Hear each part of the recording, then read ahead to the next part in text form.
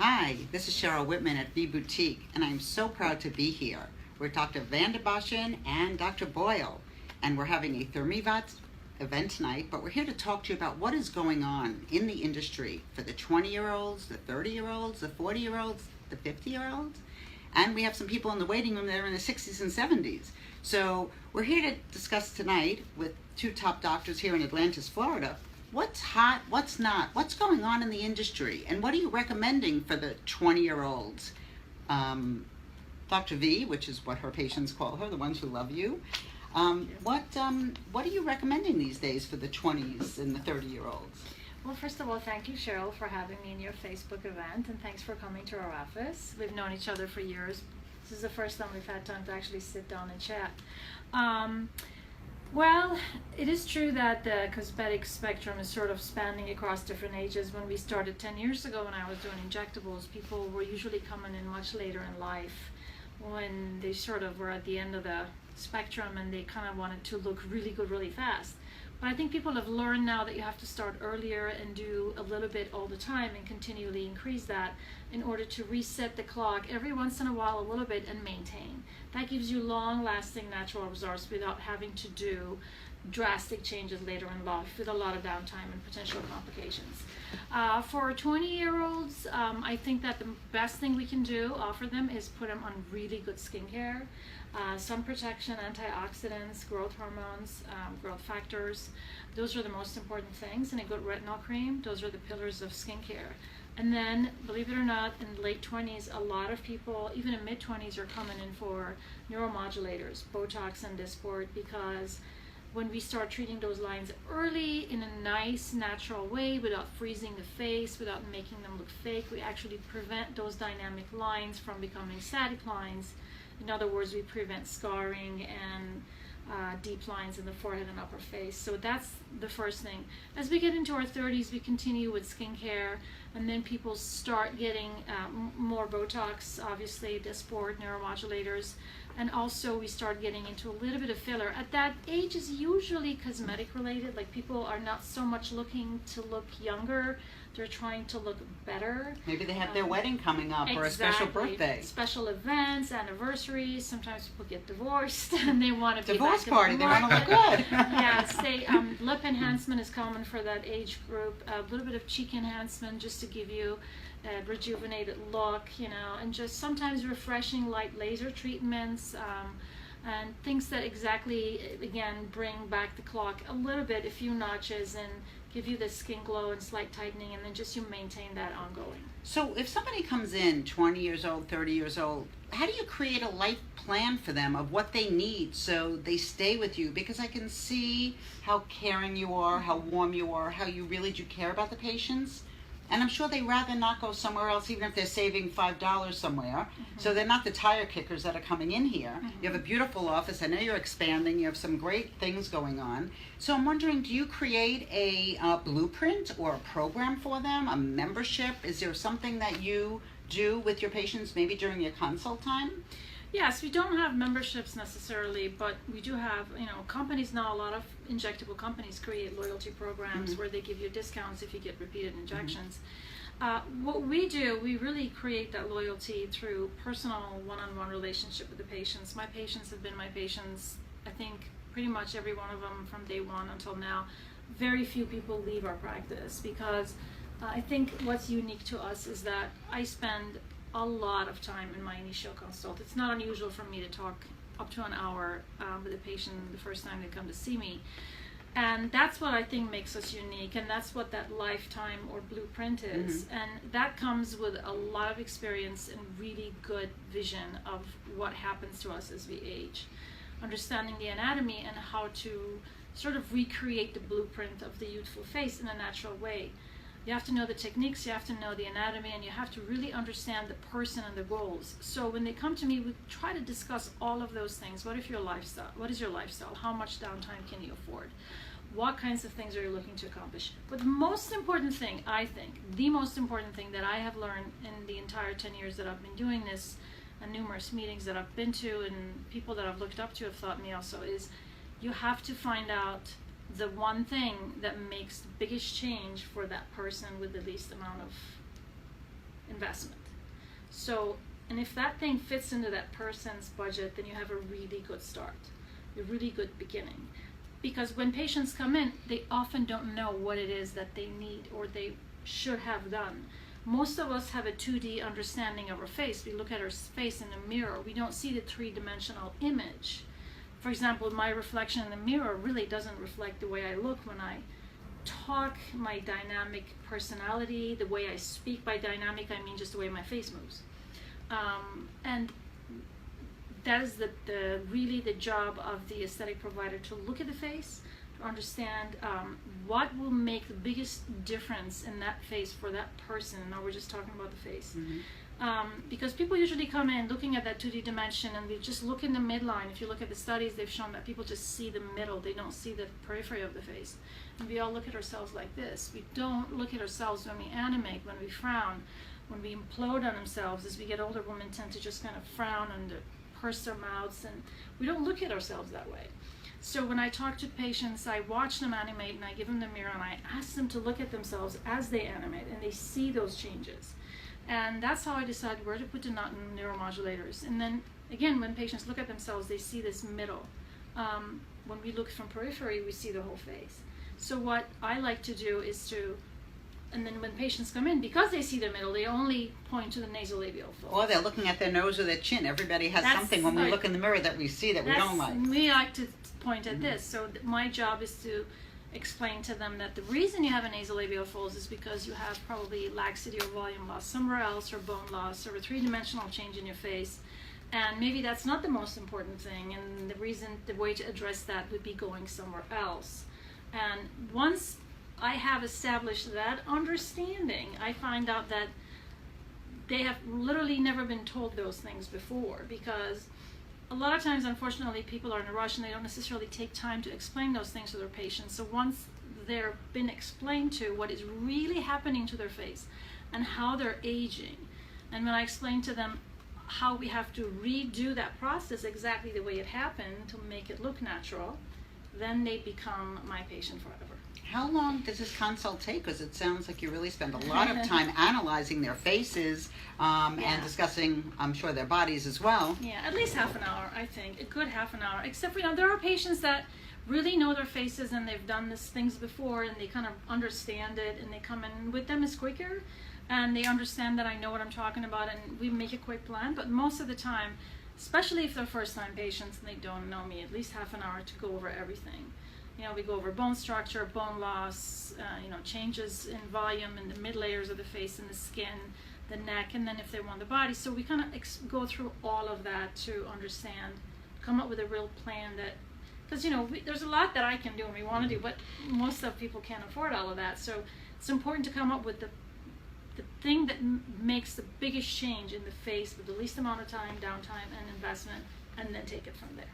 Do you offer patient financing so you make it affordable to everybody? Absolutely. We have Care Credit, and we're actually working with another company right now, Green Sky. So we have all kinds of No, it's great, because if somebody can't afford it, or they're having, a personal problem, a personal issue, but they want to look great, how do they afford it? And how often do they come in to see you, your average patient? Depends, again, on their budget and how much work they need. If a patient has never done anything and they're in their 70s, they need to be coming to me, probably for the laser resurfacing. And this is the other important thing. A good provider is someone who has a number of different modalities and technologies available, and themselves are also a very experienced injector, so they can offer everything. Because if you go to someone who has just one or two things, then you get always that one thing offered, and it may not be the best thing for you. But we have a wide range of things, and we have experienced estheticians and laser technicians and myself, I do all the injections myself. So we provide that menu, and then we can pick and choose what's best for that patient. And if somebody is later in age and they need a lot, they need to come to me again once a month, maybe, for their lasers for a while, for 4 to 5 months. And then, we kind of put the fillers and neurotoxins in the middle. If they need neck rejuvenation, we do that. We do minimally invasive and non-invasive. So they'll be coming to me in the beginning, at least a little bit more. Once you reset the clock to a good place after a few months, then it's really easy maintenance. Then it's once every 4 to 6 months for Botox and fillers, and maybe once a year for a touch-up laser sessions, and that's just maintenance. So most of what you do, it sounds like, is non-invasive or maybe minimally invasive. Correct. And so when they leave, they look fine. They can go out that night for dinner. Except for the more deeper resurfacing lasers, you need a few days downtime, but most, technology is going that way. People really can't afford or want to have a lot of downtime, and they really want to get things done quickly, go back to work, have maybe a weekend, downtime. Even the non-working woman that I have, we say non-working, but they have kids, they have activities, they can't afford to take a lot of time off. So they really appreciate that they can achieve these things. But there are people who are willing to go a little more downtime and get it done at once, and for those we offer slightly different modalities. So it's And I know for the bodies, there's lots of things you offer. And I know, Dr. Boyle, you're the expert in veins, from what I understand. Across the country, I hear about you. And so I'm wondering, how do you deal with the younger, 20, 30, 40, 50s, when it comes to veins? I know there's smaller veins, larger veins. I've had some of the veins done before myself. So I want to make sure this is here. Well, I also want to thank you for coming. Can I see this Oh, one? look, I'm Because sorry. I have. I just want to make sure that you signed it for me too, because I've been to many of your lectures in Las Vegas. I've heard you talk before, and I'm honored to have you come here and help us out. And I hope you sign this book for me also, because I need a copy myself. Your talks have always been instructional and helpful. In fact, I have an outline that I made from several talks I've been to with you in it, and many of the pointers you gave I've passed on to Absolutely. Netta and our director. But We've all learned from Cheryl. yes, Thank you. so far as veins go, I deal mostly with medical issues in veins, and that happens in all ages. Mostly people over the age of 40 and 50. So but, that's insurance. It is, yes, because this is a medical issue. I do cosmetic work for people, my patients who want it afterwards. I don't even charge them for it, to tell you the truth, because It's like a touch-up. yes, because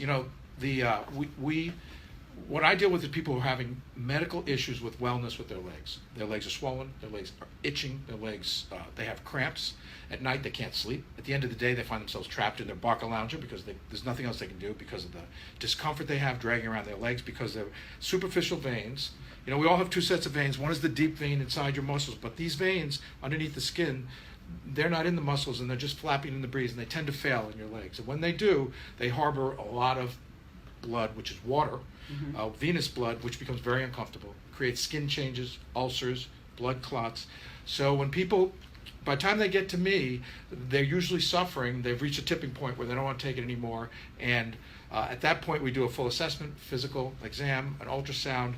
I have a team. We sit down, we discuss the case, we discuss the person, we discuss the history, and then we offer solutions to the patients, which usually involve one of the many modalities we have to treat veins: laser, radiofrequency ablation, foam sclerotherapy, direct stab removal. All of it done minimally invasive, all of it done as an outpatient basis. Patients get up and walk away. And because we concentrate on helping people medically, which makes them better, which creates a wellness situation where they can walk better, then they go exercise, they go on a diet, that type of business has made us very successful. What do you do to change a patient's life cycle? Their lifestyle, I should say. Okay, they come to you, now you fix their veins. You're saying walking, eating. Most people you can tell to do these things, but they're not going to go do them. Well, that's a good question, because I always address that right away. I tell them, look, one of the reasons, all your doctors tell you to exercise to prevent Alzheimer's disease, exercise to prevent cancer, exercise to prevent almost any type of illness, and yet you're walking around with legs that prevent you from exercising. Well, we're going to treat that. We're going to make your legs lighter. You're going to feel better. You're not going to have cramps. And I want you to treat this like you just went out and bought a new pair of sneakers and a gym suit, and you got a membership to a gym, because those things, I want you to start thinking now about getting mobile, about turning over a new leaf. I said, because now you're going to be able to do it. So we addressed that right from the beginning. So what I'm wondering, we talk about new profit centers, we talk about ways that you can expand and you're moving to an amazing building. I'm almost wondering if there shouldn't be a fitness lab, or, I was just in Miami Institute today, and, one of the things that they've done over the years is create a fitness lab, or something to that extent, where we bring in like a dietitian, nutritionist, and maybe a fitness person, because we can tell people what to do. We can give them books. You and I both know that even with a prescription, they're not necessarily doing it. So Correct. maybe there's a way, because you do have an impact on them by fixing them and making them feel new, that maybe there's a way that you can have them come in on a regular basis, which would also expand into Dr. V's, aesthetic practice as well. I agree. It's a more holistic approach. I agree. That's the optimal approach because, we give our patients a new start, and it's almost wasted sometimes. But we do try to follow up. But I think a more comprehensive approach with physical therapy, with exercise program, we are thinking of expanding into a wellness center atmosphere where we're going to have nutritional advice, functional medicine, Dr. V's practice, my practice, and sort of a holistic approach to the patient. That's great, because I think that's what we need. I think right now, America's the fattest country. I think we need that because you're fixing their veins, you're making them look more beautiful, but lifestyles need to change. And it's very hard to get, we all know, we're in routines, and once we get out of our exercise routines, it's hard to get back in it, So, I travel a lot, so I'm eating stuff I shouldn't be eating. I'm a pescatarian, I eat healthy, but sometimes I'll eat more chocolate than I should be eating. I know we're having chocolate-covered strawberries tonight. I work with like those. You get to a woman's heart with chocolate, right? Not so, fish. Right, it has to be dark chocolate and just a little bit. But, so, I think what you do together, the inside out and then pulling all of this together is great, that somebody can come to one place, be under one roof, and get such great care with such great doctors, and you're part of a large group. Right. We have 65 physicians and 70,000 patients. Wow, what is the name of the group again? Medical Specialists of the Palm Beaches, MSPB. It's the largest multi-specialty practice group in Palm Beach County. That's great. Do they have nutritionists or gynecologists or any of these doctors you could maybe bring in? We have a lot of doctors in subspecialty groups, and we're always expanding. That's great. That's really exciting to hear, and it's great that we have it right here in Palm Beach County. Yes. And you're kind of hidden in Atlantis. I didn't even know where it was. We're expanding, though. Yeah, you're right. I thought I was going to Atlantis in the Bahamas. Yeah. But this is the second best, I guess, right? And so is there anything that you want to make recommendations to, maybe other doctors that are looking to expand, or things that you've learned over the years that you would maybe have done differently 10 years, if you started now? What would that be? Well, the important thing is to go out and get the proper training. I went out and sort of started a second career on board. I got certified by the American Board of Venous and Lymphatic Medicine, went through a rigorous certification and learning process. I already knew about veins from my career as a diagnostic radiologist, but I think that the proper training is essential to understand the disease from the inside out, to be able to best help the patients, rather than some making it a weekend thing or part-time thing where you do a couple days a week. If you really dedicate yourself to it and devote yourself to it, you'll have an outstanding business, because over 40% of people over the age of 40 have this problem, and they have multiple veins each. So it takes a little investment time insofar as your personal investment of studying,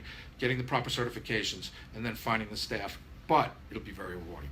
Do you do training? I do, but not steadily, only when it comes to me through one of the companies. Because it almost sounds like you should create a training program. It's exciting to me to know that I could send a doctor to somebody who's so well qualified for training. True. We're so busy. We need more doctors to do this. We're busy night and day. This is a very common disease, and word gets around. Once somebody can't sleep for 7 years because of cramps, and they come to you, and after one day they're cured, they tell everybody. So yeah, it would be helpful.